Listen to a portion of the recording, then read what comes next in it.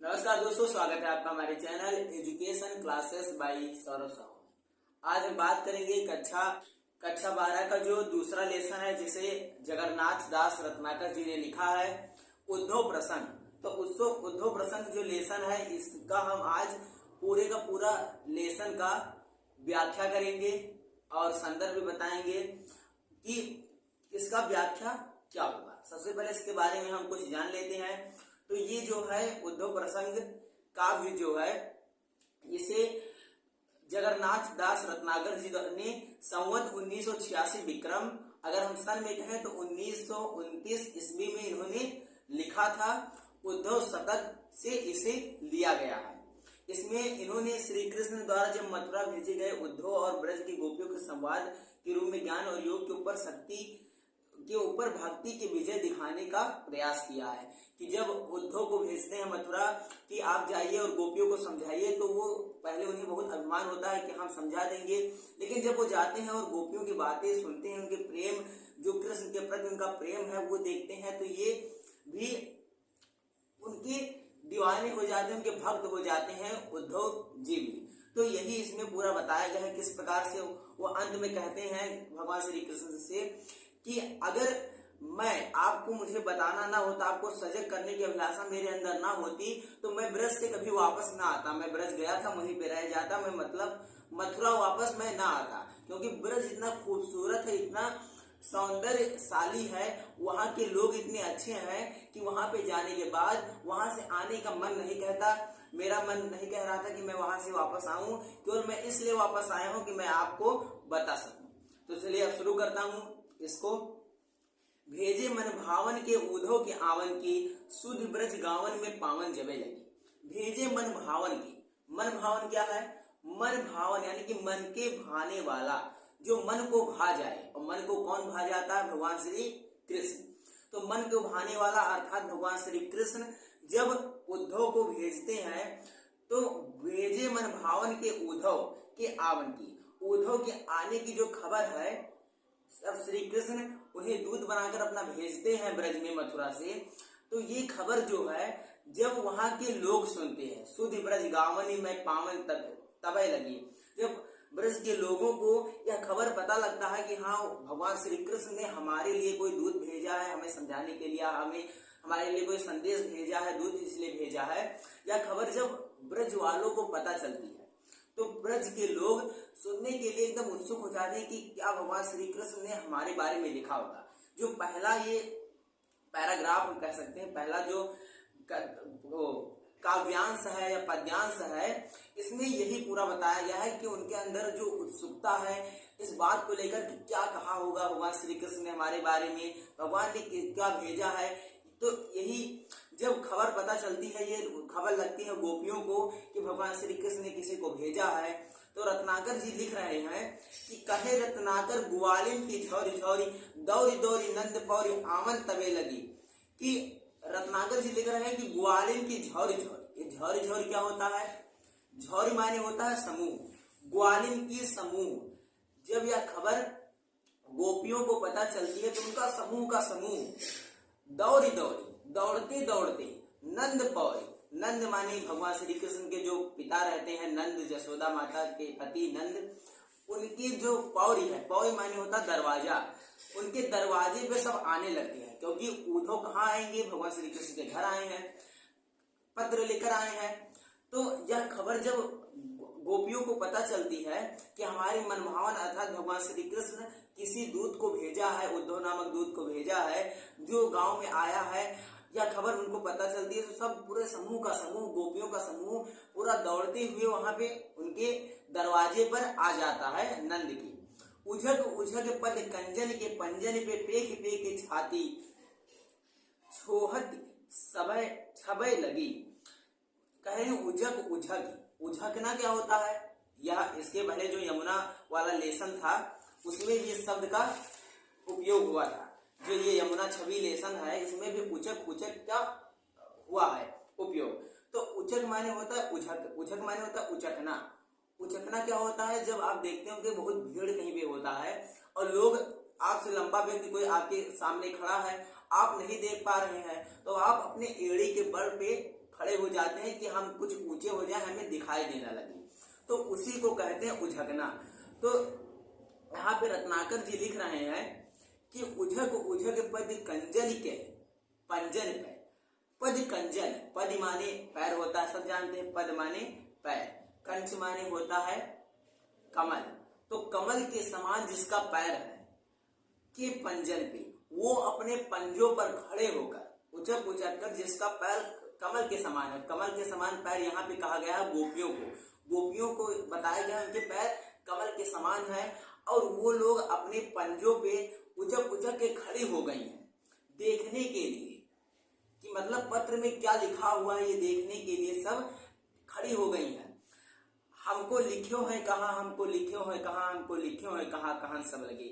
सब गोपियां कह रही हैं कि हमारी मतलब हमारे बारे में क्या भगवान श्री कृष्ण ने लिखा है, हमारे बारे में उन्होंने क्या संदेश भेजा है, ये पूछ रही हैं। सब लोग पूछ रहे हैं कि हमें कहाँ लिखा है, हमारे बारे में क्या लिखा है, ये पूछने के लिए सब उचक उचक के खड़ी हो गई हैं और अपने बारे में पूछ रही हैं। जो पहला पैराग्राफ ये था। दूसरा पैराग्राफ जो है, इसमें जो उद्धव आए हुए हैं मथुरा से, वो इन्हें योग का संदेश देते हैं, यानी कि इन्हें योग कहते हैं कि आप योग कर लीजिए तो आपको मतलब भगवान को साक्षात पाने की क्या जरूरत है, निरंकार रूप से आप पा सकते हैं। तो वो गोपियों को योग के बारे में सिखाते हैं। तो इसमें ये दिया हुआ है, चाहत जो स्वबस संजोग श्याम सुंदर को। अब उद्धव जी कह रहे हैं गोपियों से, क्या कह रहे हैं, उद्धव जी गोपियों से कह रहे हैं कि चाहत जो स्वबस संजोग श्याम सुंदर को, अगर आप संजोग यानी कि पाना चाहती हैं, मिलन करना चाहती हैं भगवान श्याम सुंदर अर्थात भगवान श्री कृष्ण से, गोपियों से उद्धव कह रहे हैं अगर आप मिलना चाह रही हैं कृष्ण भगवान से, जो योग के प्रयोग में हियो लो बिरसोर हो, योग का प्रयोग अपने हियो माने हृदय, ये माने हृदय यानी अपने हृदय में बिरस्योर हो, उसके आनंद में लीन हो जाना। बिलस्यो माने होता है आनंद में लीन हो जाना। तो उद्धव कह रहे हैं गोपियों से कि अगर आप पाना चाहती हैं भगवान श्री कृष्ण को, तो योग में आप रम चाहिए, यानी कि योग के प्रयोग में आप एकदम उसके आनंद में घुल जाइए, आप योग कीजिए। कहे रत्नाकर सुअंतर्मुखी है ध्यान, मन हुए कंज जगी ज्योति में धरे रहे। कह रहे हैं रत्नाकर कि सु माने होता हुआ, अंतर्मुखी माने अंतरात्मा है ध्यान। कह रहे हैं कि ये जो योग है ये आप कर लीजिए, और मनु ये कंच जगी, अपने अंदर के हृदय का जो ज्योति है वह जला लीजिए और योग में आप मग्न हो जाइए। ऐसे करो लीन आत्मा को परमात्मा में, इस प्रकार से आप अपनी आत्मा को परमात्मा में लीन कर लीजिए। जामे जड़ चेतन विलास विकसे हो, जिससे आपका जड़ चेतन, आपकी आत्मा, आपका चेतन, आपकी मतलब पूरा शरीर उसी में मिल जाए, योग में योगमय हो जाए। मोह बस जोहत बिछो जिए जाको छोही, सो तो सब अंतर निरंतर बसो रहे। कह रहे हैं यहाँ पे उद्धव जी कह रहे हैं गोपियों से कि मोह बस, आप मोह की वजह से ही केवल इतनी दुखी हैं, क्योंकि आप भगवान श्री कृष्ण को बहुत चाहती हैं और भगवान श्री कृष्ण आपसे दूर हो गए हैं। तो मोह बस आप उनके बिछड़ने से इतनी दुखी हैं। और जबकि ऐसा है कि भगवान श्री कृष्ण तो सबके हृदय में बसते हैं, भगवान श्री कृष्ण सबके हृदय में है, और आप मोह बस, मोह के लिए कि वो आपसे दूर हो गए हैं, आप इतनी दुखी हो गई हैं, तो आप योग कीजिए। और सबके हृदय में होते हैं, आपके ही नहीं संपूर्ण संसार के हृदय में भगवान श्री कृष्ण बसते हैं, तो सबके हृदय में है, तो आप भी उन्हें पा सकती हैं। आप योग कीजिए, योग के बल से आप उन्हें पा सकती हैं, तो आपको उनसे बिछड़ने का फिर गम नहीं रह जाएगा, दुख नहीं होगा। अब तीसरा पैराग्राफ आ गया, उसमें ये जो उसमें उद्धव कहानी, अब इसमें ये बात जब कह दिया उद्धव ने, तो तीसरे पैराग्राफ में गोपियों का दुख दिखाया गया है कि बात सुनने के बाद वो कितनी दुखी हुई, क्योंकि भगवान श्री कृष्ण से बहुत प्रेम कर रही है, और उनसे बात कहा जा रहा है कि आप उनके बिछड़ जाने से दुखी क्यों हैं, आपको दुखी होने की कोई वजह नहीं है, आप दुखी मत होइए, आप योग कीजिए, योग से आपको मिल जाएंगे। ये सब बात सुन के गोपियां बहुत दुखी हो जाती हैं। तो तीसरे पैराग्राफ में उनका दुख दिखाया गया है। सुन सुन उद्धव की अकाह कहानी को, सुन सुन उद्धव की अकाह कहानी कान को ठहरानी को थान थिरानी है। शून्य शून्य उद्धव की। आ कहा माने मतलब कहने योग्य, और आ कहा माने आ कहने योग्य मतलब ना कहने योग्य, जो बात कहा ना जा सके, जो बात कहने लायक ना हो, ऐसी बात जब उद्धव उनसे कह रहे हैं। सोचिए, भगवान श्री कृष्ण इतना प्रेम कर रही हैं, उनसे कह रहे हैं कि आप उनसे प्रेम मत कीजिए, आप उनके बिछड़ने का दुख मत कीजिए। तो ना कहने योग्य ये बात जब गोपियां सुन रही हैं तो उन्हें बहुत दुख हो रहा है, और न सुनने योग्य बात सुन के कोई तो कांपने लगा। गोपियों के ये सब बात सुन के गोपियों का हृदय कैसा हुआ ये दिखाया गया है। को ठहरानी, कोई इस बात को सुन के कांपने लगा, कोई ठिरानी, कोई कांप रहा है, किसी की दशा खराब हो गई है, ऐसा लग रहा है कि मतलब मूर्छित हो जाएगा, कोई कांप रहा है, कोई ठाने ठिरानी। कहे रत्नाकर ऋषानी बहरानी को, रत्नाकर जी कह रहे हैं कि कोई ऋषियानी, ऋषानी माने ऋषियानी, ऋषियानी माने क्रोधित हो जाना। ये बात सुनकर कोई गोपी कांपने लगी, तो कोई क्रोधित हो गई, कोई बड़बड़ाने लगी, चिल्लाने लगी कि मतलब तुम ऐसा कैसे कह सकते हो। कोई बिलखानी, कोई रोने लगी, बिकलानी, बिकल हो गई, बिलखानी व्याकुल हो गई कोई, और को सेध सानी, किसी को पसीना आने लगा। ये बात सुन करके पसीना आने लगा। कोई भर दृग पानी रही, किसी के नेत्रों में आंसू आ गए, किसी की आंखों में आंसू आ गए। बात सुनकर को भूमि भूमि परी भूम मुरझानी है। इस बात को सुन करके कोई किसी को तो चक्कर आ गया और वो भूमि पर गिर गया। चक्कर खा करके भूमि पर घूम के गिर गया। और कोई श्याम श्याम के कोई श्याम श्याम कह के चिल्लाने लगा, और कोई रोने लगा, और कोई अपने कोमल कलेजा को पकड़ के दुखी होने लगा। उससे कोमल कलेजो थामी सामी सुखानी है, अपने कलेजे को थामने लगा।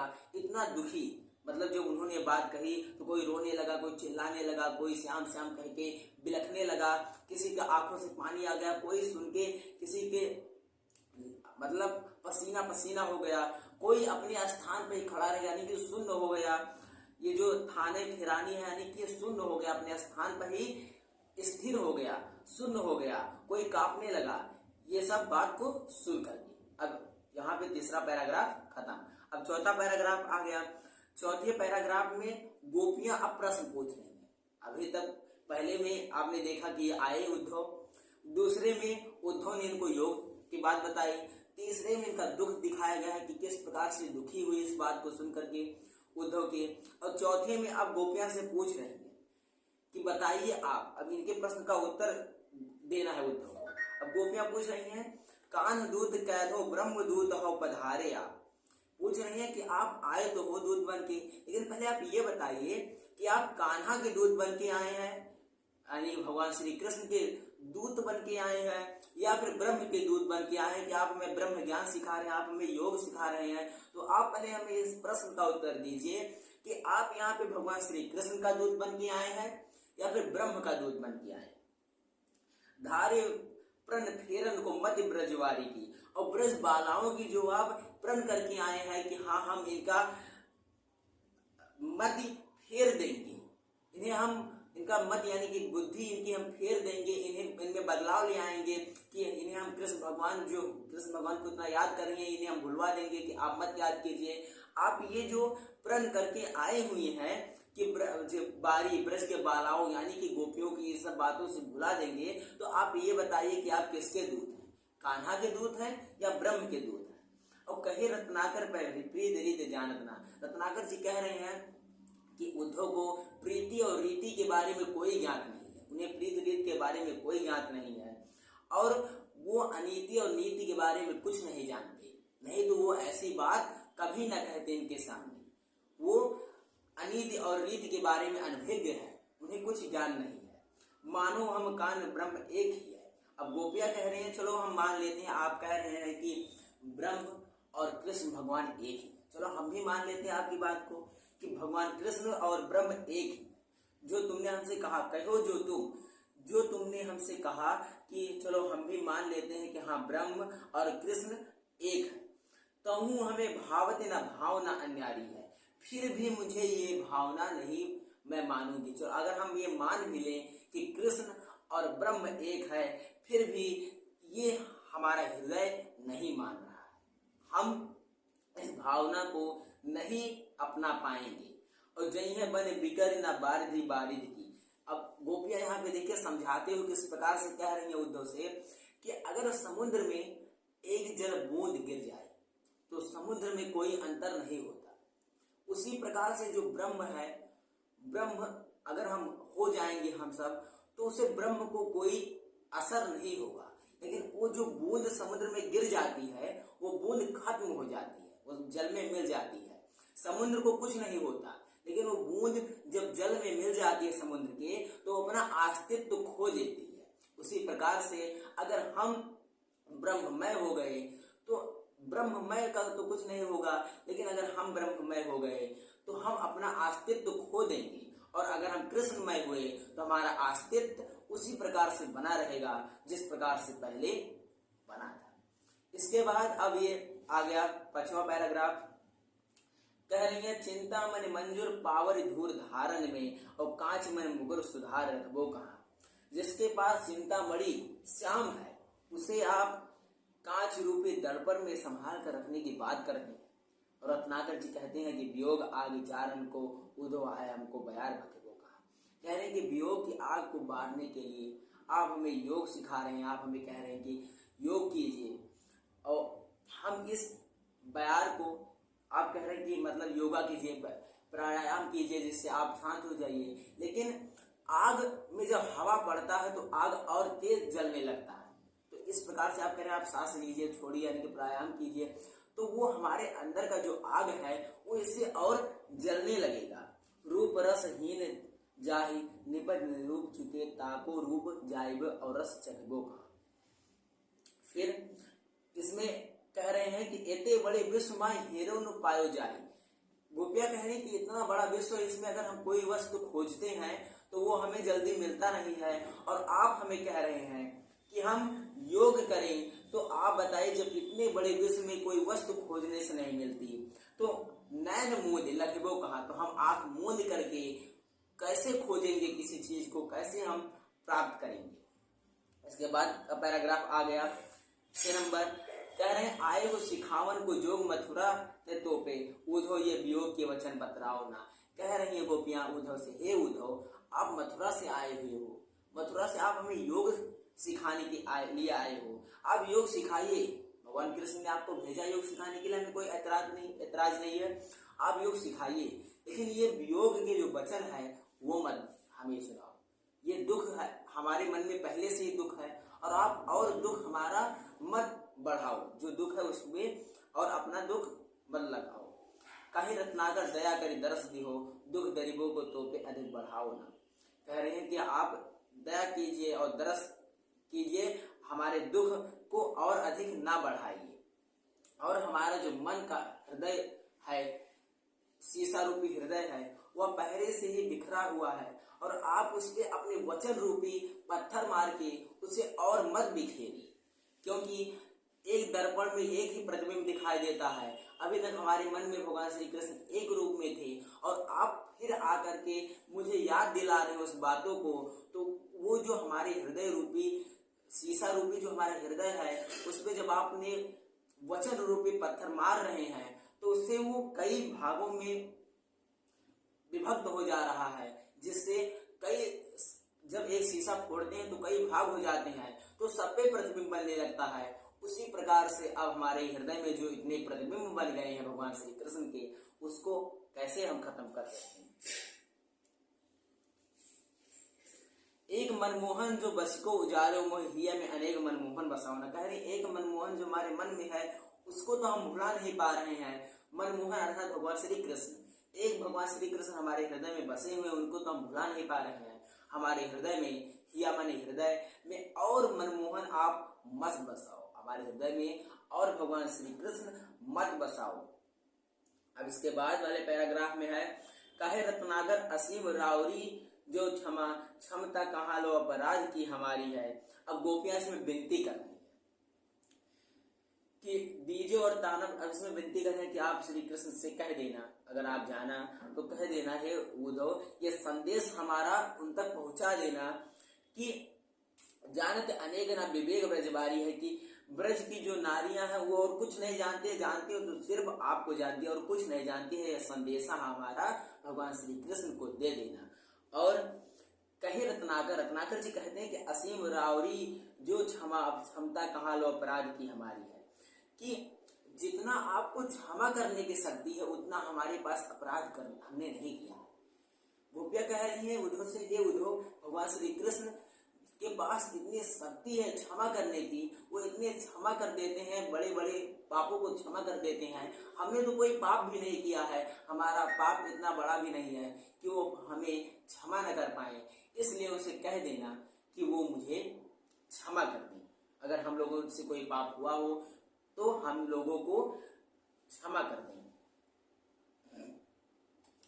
दीजे और ताजन सवै जो मन भावे पर, कीजिए ना दरस रस वंचित विचारी है। आपको जो सजा देनी है वो दीजिए। गोपियां कह रही उद्धव से, भगवान श्री कृष्ण से कह देना कि उनको चाहे जो सजा देनी हो सजा दे सकते हैं, कोई प्रॉब्लम हमें नहीं, कोई हमें समस्या नहीं है, लेकिन हमें दरस रस वंचित विचारी, हमें अपने दर्शन से वंचित मत करें, यानी कि हमसे दूर ना जाएं, हम उन्हें देखे बिना नहीं रह सकते, हमें और चाहे जो सजा दे दें लेकिन हमसे दूर ना जाएं, ये उनसे कह देना। भली है बुरी है और सलज्ज निर्लज्ज हूं मैं, कह रही है कि हाँ मैं भली हूं या बुरी हूं, सलज्ज हूं या निर्लज्ज हूं, जैसी भी हूं परिचालिका तिहारी है, मैं जैसी भी हूं आपकी सेविका हूं, इसलिए आप हमें माफ कर दें।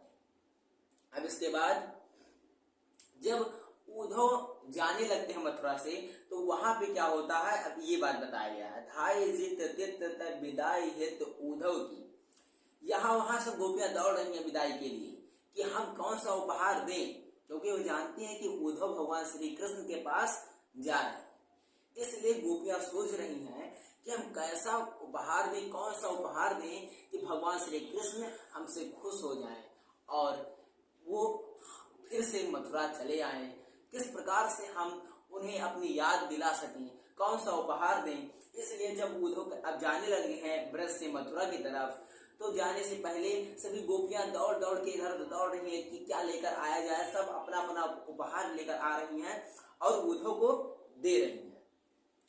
तो वही लिखा है, रत्नाकर जी ने लिखा है कि भली है बुरी है, लिखा है धाई जित तित तय विदाई हेत उद्धव की, गोपी भरी आरती संभारती न सासुरी। इतना तेज तेज गोपियां दौड़ रही हैं, आ जा रही कि वो अपने सांस नहीं संभाल रहा है, दौड़ रही है इतना तेज तेज इधर उधर। और कोई कहे रत्नाकर मयूर पक्ष को लिए, रत्नाकर जी कह रहे हैं कि मोर का पंख लिए कोई आ रहा है कि हमारी तरफ से उपहार लिए जाना, मोर का पंख लिए जाना।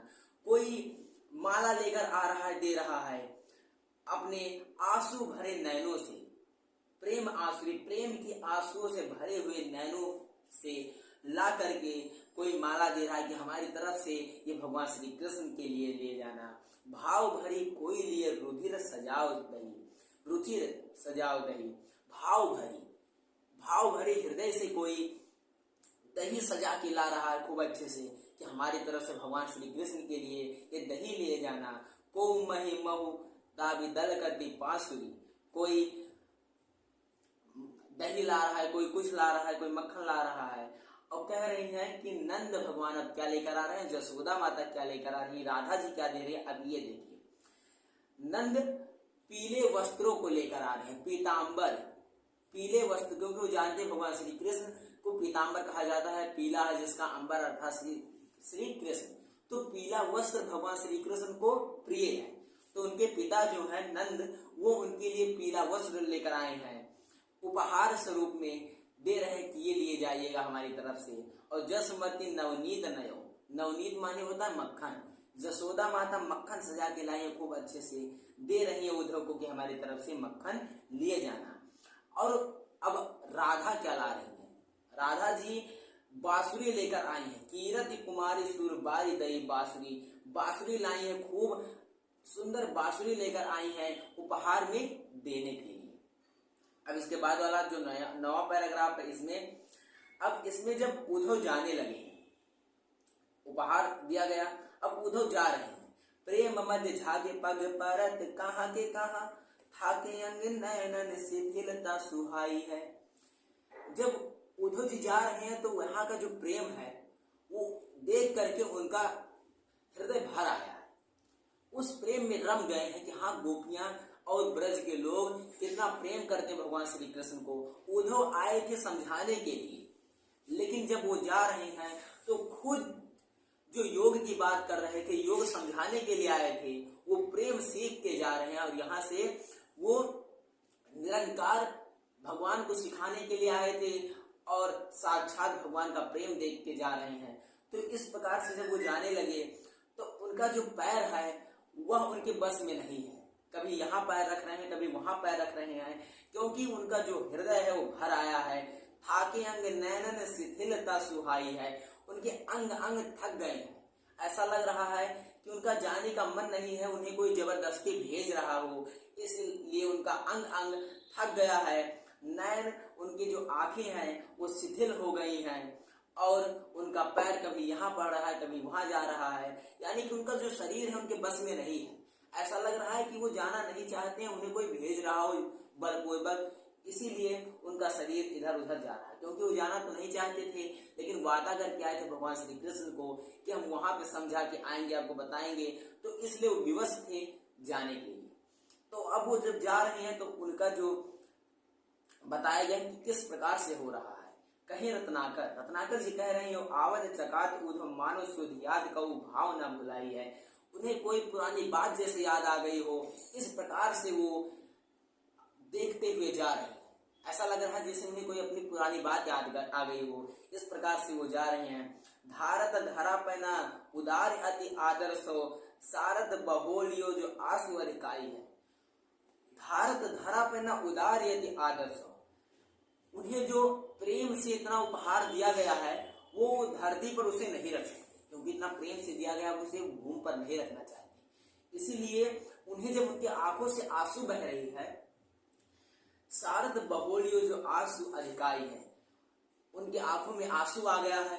वो जब जा रहे हैं ब्रज से मथुरा की तरफ, तो उनका जो हाथ में पूरा सामान है वो धर तो सकते नहीं नीचे, इसलिए वो क्या कर रहे हैं, जो कपड़ा पहने हुए हैं उसी से अपने आंसुओं को पोंछ दे रहे हैं, क्योंकि वो वस्त्रों को, उपहारों को नीचे नहीं रखना चाह रहे हैं। एक कर राजे नवनीत जसोदा को दिए, एक हाथ में तो वो सजाए हुए मक्खन को रखे हुए हैं जो जसोदा माँ ने कृष्ण के लिए दिया है, और दूसरे हाथ में बंसी लिए हुए हैं जो राधिका ने भेजा हुआ है भगवान श्री कृष्ण के लिए। अब इसके बाद आ गया 10वां पैराग्राफ। इसमें है, ब्रज रज रंजित शरीर सुध उद्धव को धाय बल वीर हवे अधीर लपटाए लेत। जब यहाँ से जा रहे थे रास्ते में, जब मथुरा वापस पहुंचे तो इनका जो अंग है, पूरा इनका वस्त्र है धूल से सन गया है, क्योंकि रास्ते में धूल बहुत था, तो धूल से पूरा इनका कपड़ा जो है धूल हो गया है। तो जब ये वापस वहां पे पहुंचे हैं तो भगवान श्री कृष्ण इन्हें गले में अपने लगा लेते हैं, गला मिलने लगते हैं इन्हें देख करके, और उन्हें भी वो बातें याद आने लगती है। कहे रत्नाकर सुप्रेम मद माते हेरी, हरकती बाहम थामी ठहर हिराए ले। उस प्रेम को याद करके वो भी याद कर रहे हैं, उन्हें गला लगा लेते हैं। कीरत कुमार के दरस रस सद सिंह की झलकत चाहे पलकत पुलकाए ले, परन न देत एक बूंद भूमहि की कोच पोछ पोछ नैनन लगाए ले। एक भी भूम आंसू, एक भी बूंद नीचे नहीं गिरने दे रहे हैं और अपनी आंखों में लगा ले रहे हैं पोछ पोछ के। अब आखिरी पैराग्राफ आ गया। आखिरी पैराग्राफ जो है, इसमें अब उद्धव जी कृष्ण जी से कह रहे हैं, वो बातें बताई गई हैं कि जब ये वापस जाते हैं ब्रज से तो किस प्रकार से प्रभावित हो जाते हैं वहां से। तो वो उस बातों को कह रहे हैं कि अब हम जो योग सिखाने गए थे वो प्रेम सीख के आए हैं। अब ये कह रहे हैं कि छावते कुतीर कहूँ रम्य जमुना के तीर, अब उद्धव चाह रहे हैं कि भगवान श्री कृष्ण से कह रहे हैं कि मैं भी यमुना की नदी के किनारे उसके कहीं पे अपना घर बनाना चाहता हूँ, क्योंकि मैं अब वहीं रहना चाहता हूँ। और गौन रौन रेती सो कदापि करते नहीं, और कहे रत्नाकर बिहाई प्रेम गाथा गुड़, श्रवण रसना में रस को भरते नहीं। गोपी ग्वाल बालन के उमड़त आंसू देख, लेख प्रलय गाम हूँ नैको डरते नहीं, और होती चित्त चाव जो न राव रे चितावन को, तज ब्रज गांव इतने पांव धरते नहीं। उद्धव जी कह रहे हैं कि हे भगवान श्री कृष्ण, अब मैं भी उसी यमुना नदी के किनारे कहीं रहना चाहता हूँ, क्योंकि मैंने जो उनका प्रेम देखा है, उनका जो प्रेम देखा है वो अब मैं भूल नहीं पा रहा हूँ। उनका प्रेम बहुत भुलाने योग्य नहीं है। और गोपी ग्वाल बालन के उमड़त आंसू देख कह रहे हैं कि मैं गोपी और ग्वाल के और वहां के बालकों के जो आंसू थे, जब मैं विदा हो रहा था और आपकी याद में जो वहां पे लोग आंसू बह रहे थे लोगों को, उस आंसुओं को मैं भूल नहीं पा रहा हूँ। उन आंसुओं को जो मैं देखा था, उसके बाद अब अगर प्रलय भी आ जाए तो मुझे कोई दुख नहीं होगा। मैं प्रलय से भी नहीं डरता हूँ, इतना मैंने वहां पे दुख देखा है। होती चित्त चाव जो न रही राव दे चितावन को, तज ब्रज गांव इतो पांव धरते नहीं। कह रहे हैं अगर आपको चेताने की यानी कि आपको बताने की मुझे चाव ना होता, आपको मतलब मैंने वादा न किया होता कि मैं आऊंगा और आपको बताऊंगा कि वहां पे क्या क्या है, कैसा है, अगर ये बताना नहीं होता तो मैं वहां से वापस नहीं आता, मैं वहीं उस ब्रज गांव में रह जाता, क्योंकि वहां का जो प्रेम है इस प्रकार है कि वहां जाने के बाद आने का मन नहीं करता।